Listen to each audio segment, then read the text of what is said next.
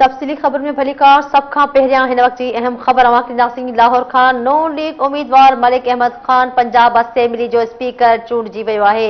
नून league जो Malik Ahmad Khan 225 vote खणी अक्सरियत सां स्पीकर चूंडिजी वियो आहे। नून लीग जो अवां खे आगाह कयूं पिया, मलिक अहमद ख़ान 225 वोट खणी अक्सरियत सां स्पीकर चूंडिजी वियो आहे।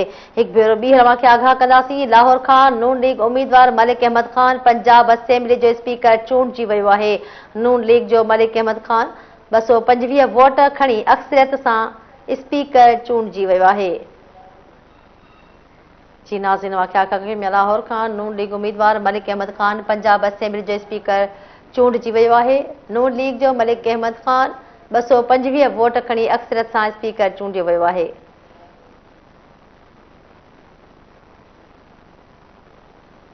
जी नाज़रीन, आगाह कई पिया, लाहौर खां नून लीग उम्मीदवार मलिक अहमद ख़ान पंजाब असेंबली जो स्पीकर चूंडिजी वियो आहे।